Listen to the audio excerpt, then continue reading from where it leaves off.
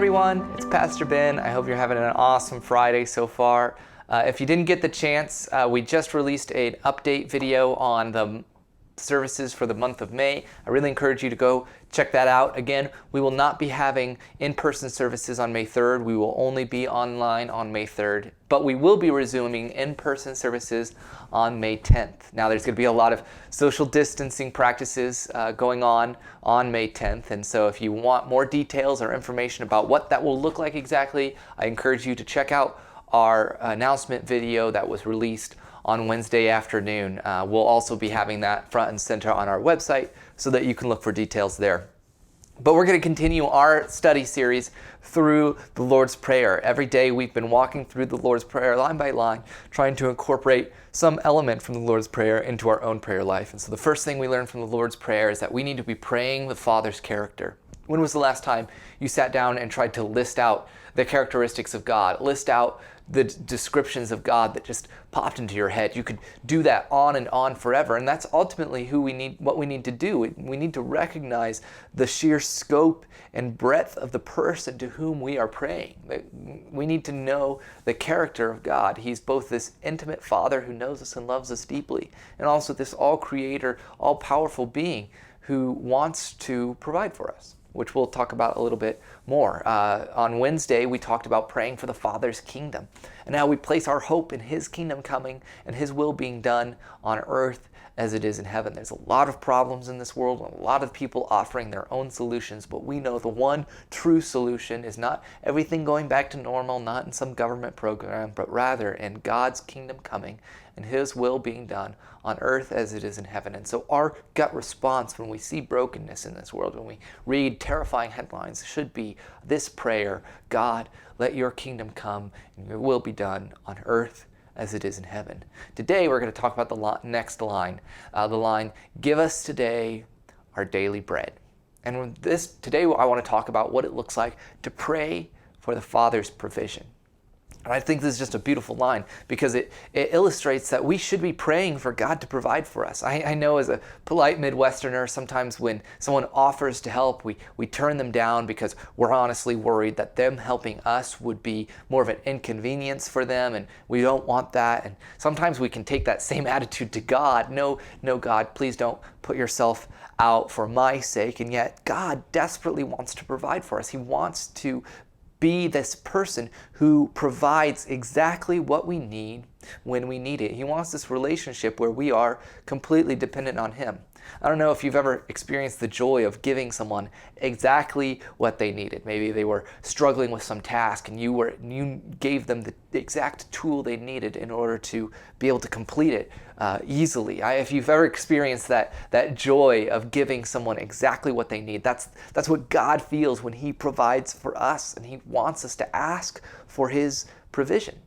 And yet we should also learn from this verse exactly what our needs are and what our needs aren't. Again, we should be asking for our daily bread, not tomorrow's bread, not enough bread to retire on, today's bread. Let's ask God for today's bread, which, let's be honest, is probably provided for. I don't know what your meal plan is for today, but it's probably taken care of already. And yet that's what we need to be dependent on God, this daily, regular dependence on God. And I can think of no better picture of this kind of relationship between God and man than when the Israelites were in the desert for 40 years. Now, in the desert, there's not a whole lot of bread or food to be found.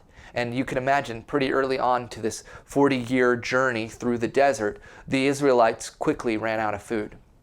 And so there came a point very early on in which the Israelites were out of food and they were starving. In fact, some Israelites were even considering going back into slavery in Egypt in order to find some kind of food, in order for their food to be provided. Maybe it was better to be slaves.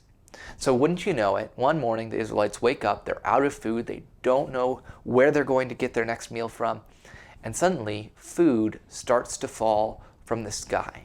Now, I want you to imagine just what that would have been like as an Israelite, how completely crazy that would have been to find food falling from the sky, much less picking it up and eating it. I've never eaten anything that's fallen from the sky. I don't think at the time a friend of mine threw a dinner roll at my head and I caught it and ate it. I don't think that counts as eating something that's fallen from the sky, or maybe a snowflake, but that's hardly a meal, you know.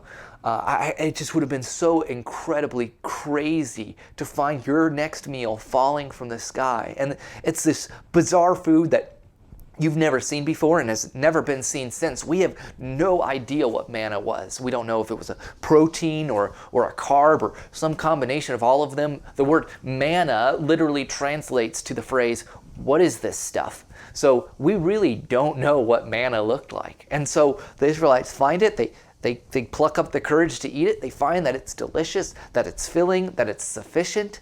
And just imagine what that would have been like. Imagine their first thought when they experienced this amazing miracle of food falling from heaven would have been, "Wow, amazing. Thank you so much, God. This is exactly what we needed."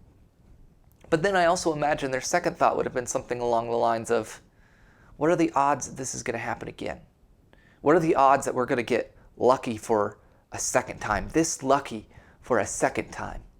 Maybe their second thought was, "Hey, thanks God, thanks for getting us out of this pinch, but we'll take it from here." And all I know is that the Israelites' response to getting the manna is they take it and they hoard it, and they put it in storage, and they try to store as much leftover manna. I don't know if they necessarily tried to ration it out, but they definitely tried to store up as much leftover manna to last them several days. And so you can imagine their dismay when they wake up the next morning and they find that all the manna that they had stored the day before was rancid. It was inedible. Manna only lasted for a single day, the day that it came. And so you can imagine their dismay when on the second morning, they're right back where they started. No food, starving. And yet, wouldn't you know it, once again, manna falls from the sky. And it happens this day, the second day, and the third day, and the next day, and the next, and this goes on for weeks, which turns into months, which turns into years. 40 years getting your food from the sky and your water from a rock. Now, that would have probably been, it probably seemed amazing, but I can't imagine just how tedious that would have been. Hoping that your most basic and precious resource, food and water, would come in these miraculous, impossible ways. Otherwise, you would be in the worst of circumstances. You would almost certainly be facing death if your food and your water weren't provided for you by these miraculous ways. That would have been so tense, so tedious. And so after a while, the Israelites find a way to complain even about the manna. But then also think about just how nice that would be. To know that each and every day, you don't have to work for your food. You don't have to find your water. It's being provided from you, literally hand to mouth, from God to yourself. That's the way that we're intended to live. And yet, so often we say, "No thanks, God. I'll take care of my daily bread. I'll figure it out. I'll make ends meet. I want to be independent. I want to be self-sufficient. I want to be my provider. And God, if you want to help out when I'm in a pinch, should something go horribly wrong, great. But honestly, I hope I'll have enough saved to get me through any rough times.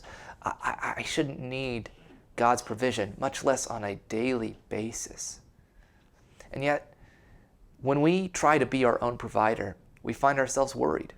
We find ourselves trying to make ends meet, slaving away to make our food provided, when there's a God in heaven wanting to provide us our daily need. If we would give up our desire to be independent, our desire to be self-sufficient, our desire, quite honestly, to be our own provider, our own God, and ask, "God, give me today my daily bread." So in your prayer life, I want you to acknowledge what you need for today. Just today, not tomorrow, not next week. What do you need today? I want you to ask God to provide you those things. And I want you to thank Him for when He provides you those things. Let's start living our lives more and more dependent on God. Because when we make our lives completely dependent on God on such a daily basis, we will find the true meaning of peace. That's all the time we have for today, but I hope you spend some time in prayer, again, praying the Father's character, the Father's kingdom, and now the Father's provision. I'll see you next Monday. Bye.